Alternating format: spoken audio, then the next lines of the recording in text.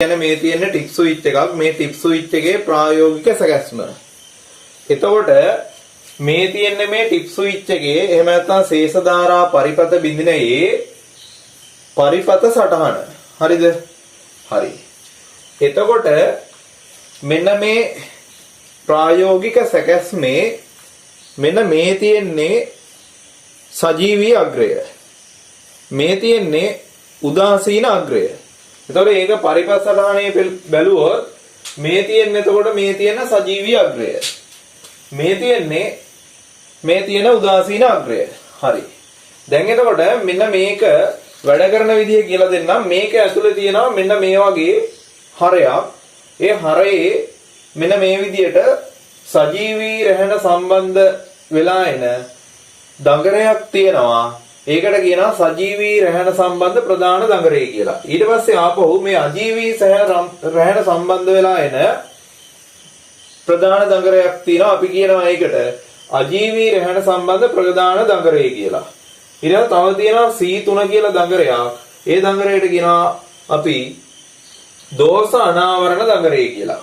ඊළඟ C4 කියලා දඟරයක් තියෙනවා. මේ දඟර වෙනුව සමහරවල් රිලේ එකක් තියෙන්නත් පුළුවන්. එතකොට ඒකට අපි කියනවා අනුගාමික දඟරය කියලා. හරිද? හරි. දැන් බලමු මේක වැඩ කරන්නේ කොහොමද කියලා. හරි. දැන් අයිසොලේටරෙන් එන ලයින් දෙකට සජීවී රැහැනටයි උදාසීන රැහැනටයි මෙන්න මේ ටිප් ස්විච් එක හයි කරනවා. හරිද?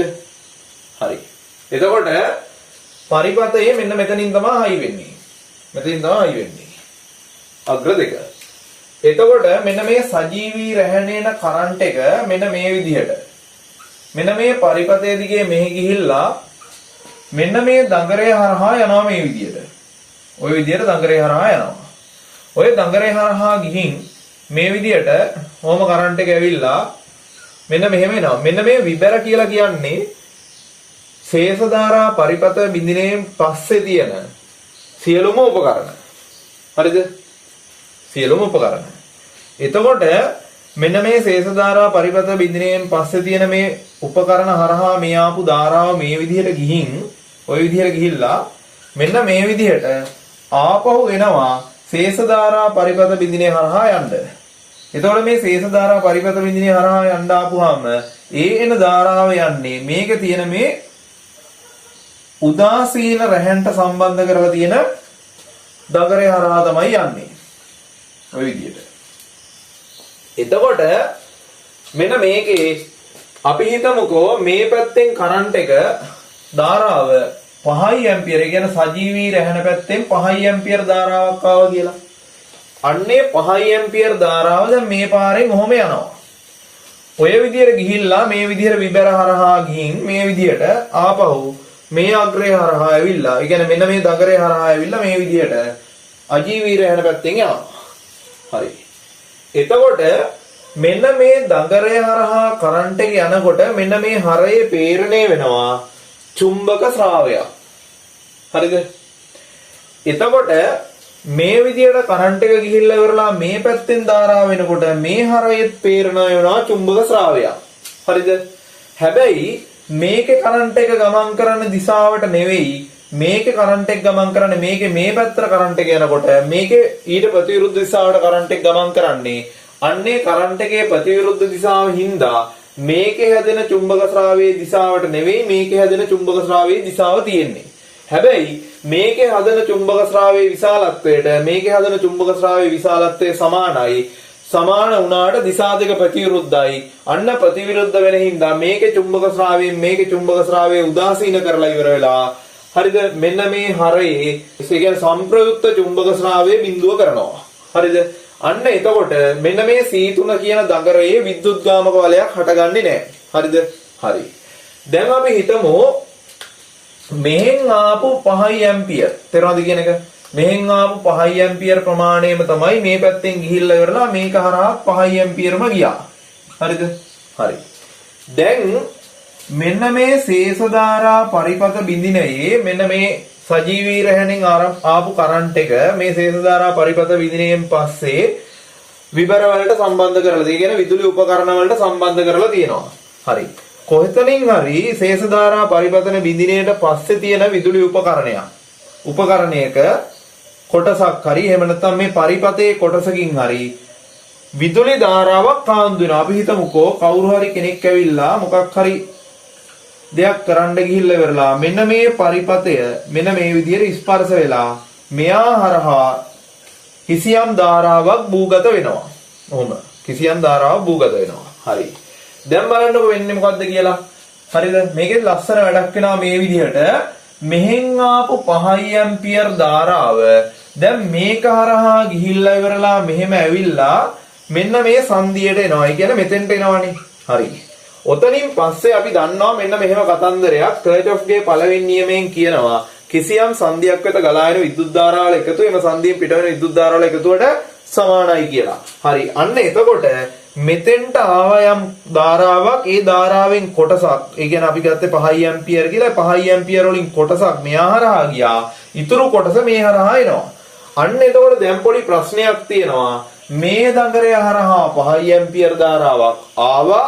හැබැයි දැන් අනිත් දඟරය හරහා මේ පැත්තට යන්නේ 5 ඇම්පියර් ධාරාවක් නෙවෙයි. ඊට වඩා අඩු වෙච්ච ධාරාවක්. ඇයි? කොටසක් මෙහා හරහා භූගත වෙලා. තේරුණාද? හරි. ඒ කියන්නේ මෙහා පරිපතේ කොටසක් ස්පර්ශ කරද්දී කාන්දු ධාරාවක් ඇති වෙලා මෙයාට දැන් කරන්ට් එක වදිනවා. අන්න කරන්ට් එක වදිනකොට කොටසක් භූගත වෙනවා එහා හරහා. ඊට පස්සේ ඊතුරු කොටස තමයි මේ පාර දිගේ එන්නේ.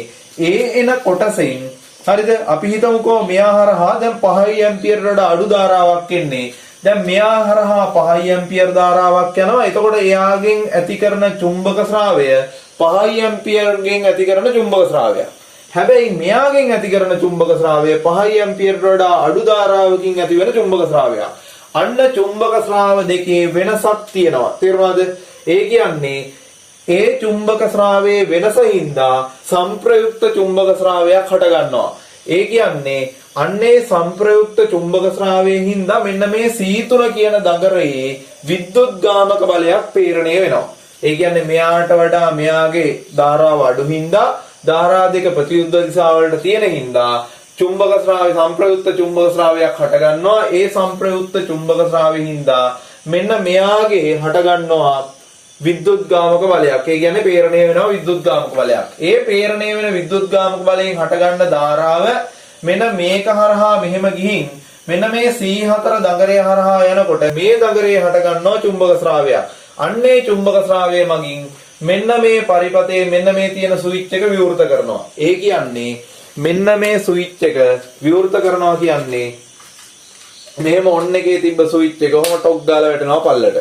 තේරුණාද? හරි. ඒ කියන්නේ ස්විච් එක ඕෆ් වෙනවා. හරිද?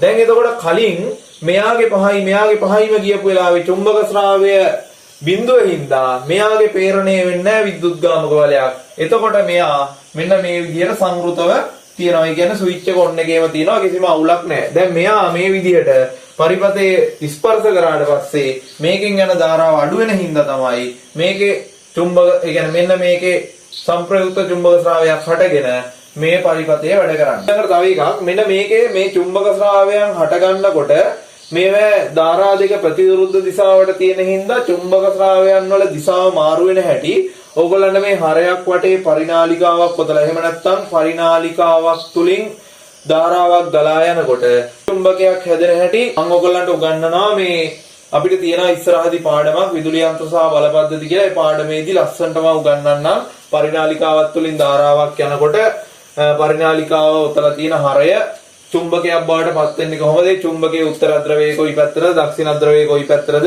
එතකොට හරය තුලින් මේ චුම්බක ශේෂ්ත්‍රය හටගන්නේ කොහොමද? ඒ විස්තර ටික කියලා දෙන්නම්. හරි. එතකොට දැන් ඕගොල්ලෝ තේරුම් ගන්න මෙන්න මේකේ මෙන්න මෙතන තියෙනවා ටෙස්ට් බටන් එක. ඔය ටෙස්ට් බටන් එක කියලා කියන්නේ මෙන්න මේකේ නම් මේ තියෙන බටන් එක.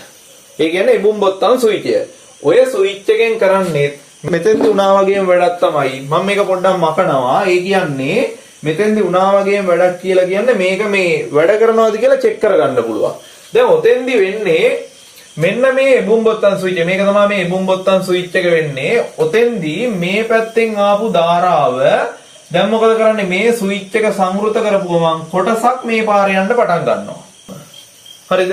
ඒ කියන්නේ මෙන්න මෙතන දාලා තියෙනවා ප්‍රතිරෝධයක්. ඔය ප්‍රතිරෝධයෙන් හින්දා මෙන්න මේ එබුම් බොත්තම් ස්විච් එක ක්‍රියා කරපුවාම මේ පාර දිගේ 30 මිලි ඇම්පියර් ධාරාවක් තමයි යන්නේ. හරිද? ඒ කියන්නේ 30 මිලි ඇම්පියර් ධාරාවක් කාන්දු වෙනකොට මේ ටිප් ස්විච් එක වැඩ කරන්න ඕනේ. අන්න ඒකින්ද තමයි මේක හදලා තියෙන්නේ මේ එබුම් බොත්තම් ස්විච් එක හරහා ටෙස්ට් බටන් එක හරහා 30 මිලි ඇම්පියර් ධාරාවක් කාන්දු වෙනකොට මේක වැඩ කරන්නේ. හරි. එතකොට මේක ඔබපු ගමන් මෙහෙන් ආපු 5 ඇම්පියර් වලින් 30 මිලි ඇම්පියර් ප්‍රමාණයක් මෙහෙ ගිහින් ඊටු ටික මෙහෙ යනවා. අන්න එතකොට මෙන්න මේ 30 මිලි ඇම්පියර් බලන්න මේ පාර දිගේ ඔහොම ඇවිල්ලා මේ දඟරයට පිටින් ඒ කියන්නේ C2 කියන උදාසීන ප්‍රහණයට සම්බන්ධ වෙලා තියෙන කියන්නේ උදාසීන අග්‍රයට සම්බන්ධ වෙලා තියෙන දඟරයට පිටින් ගිහිල්ලා තමයි උදාසීන රැහෙන හම්බෙන්නේ. හරිද? එතකොට මේ 30 මිලි ඇම්පියර් ධාරාව මෙහෙන් බලන්න. එතකොට මෙහෙම ඇවිල්ලා මේ දඟරේ මග ඇරලා ගිහින් ටෝටල් එකට සෙට් වෙනවා. හරි. අන්න එතකොට දැන් ඕගොල්ලන්ට තේරෙන්න ඕනේ මෙතනින් ආපු 5 ඇම්පියර් වලින් කොටසක් මේ පාරේ යනවා. ඊටු ටික මේ පාරේ යනකොට මේ දඟරයෙන් 5 ඇම්පියර් ගියා. හැබැයි දැන් මේ දඟරයෙන් 5 ඇම්පියර් යන්නේ නැහැ. 5 ඇම්පියර් වල අඩු ධාරාවක් යන්නේ. ඇයි ඒ මිලි ඇම්පියර් 30ක කොටසක් වෙන පාරක් දිගේ ගිහින්. දැන් මෙතනින් 5 ඇම්පියර් ආවා. ඒ ආපු 5 ඇම්පියර් වලින් 30 මිලි ඇම්පියර් ප්‍රමාණයක් මේක හරහා ගියා. ඊටු ටික මේක හරහා යන්නේ. එහෙනම් මේ දඟරය හරහා ආපු 5 ඇම්පියර්ට වඩා අඩු ධාරාවක් තමයි දැන් මේ දඟරය හරහා යන්නේ. අන්න මෙයාට වඩා මෙයාගේ ධාරාව අඩු හින්දා මෙයා හදන චුම්බක ශ්‍රාවයට වඩා මෙයා හදන චුම්බක ශ්‍රාවය අඩු වෙනවා. අන්න මෙයාගේට වඩා මෙයාගේ චුම්බක ශ්‍රාවය අඩු හින්දා අන්න මේකේ සංප්‍රයුක්ත චුම්බක ශ්‍රාවයක් හට ගන්නවා.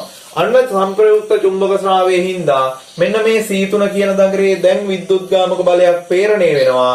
ඒ ප්‍රේරිත විද්‍යුත්ගාමක බලයෙන් හටගන්න ධාරාව මෙන්න මේ C4 කියන දඟරය හරහා යනකොට C4 දඟරේ චුම්බක ශ්‍රාවයක් ප්‍රේරණය වෙනවා. ඒ ප්‍රේරණය වෙන චුම්බක ශ්‍රාවයෙන් ආපහු මේ ස්විච් එක විවෘත කරනවා. ඒ කියන්නේ මෙන්න මේ ටෙස්ට් බටන් මේ කියන්නේ මෙන්න මෙහෙම ස්විච් එක දාලා තියෙනකොට මේ ටෙස්ට් බටන් එක ටොක් ගාලා ඔබපු ගමන් වෙන්නේ මේක හරහා මෙහෙම ධාරාව ගිහින් ඒ කියන්නේ මේ ටෙස්ට් බටන් එක තියෙන එක හරහා ධාරාව ගිහින් මෙන්න මේ ස්විච් එක ටොක් දාලා හොම් පල්ලට දානවා. තේරුණාද කියන එක? අන්න එතකොට පුළුවන් අපිට මෙන්න මේ ටිප් ස්විච් එක වැඩ කරනවාද කියලා බලා ගන්න. පුතේ ඔයගොල්ලන්ට වගේම අපි දැන් 2027 කට්ටියටත් ඒ කියන්නේ 2027 කියලා කියන්නේ මේ පාර දැන් O level ලියලා ඉන්න නංගිලා මල්ලිලාට පන්ති පටන් ගන්නවා. මේ මගේ ෆිසිකල් පන්ති තියෙන්නේ කෑගල්ල සිද්ධාර්ථ ආයතනයේ. ඒතර කෑගල්ල සිද්ධාර්ථ ආයතනයේ ෆිසිකල් පන්තිය හරිද? අප්‍රේල් 5 සෙනසුරාදා. හවසේකට පටන් ගන්නවා. එතකොට ඕගොල්ලන්ගේ මේ නංගිලා මල්ලිලා හැම ඉන්නවා නම් ඒ කට්ටියට කියන්න ඉංජිනේරු තාක්ෂණ වේදය. කියන්නේ ET කරනවා නම් අපේ පන්ති වලට සම්බන්ධ වෙන්න පුළුවන් කියලා. ඊළඟට ඔන්ලයින් පන්තිය සිකුරාදා හවස, ඒ කියන්නේ අප්‍රේල් 4 සිකුරාදා හවස 7ට පටන් ගන්නවා.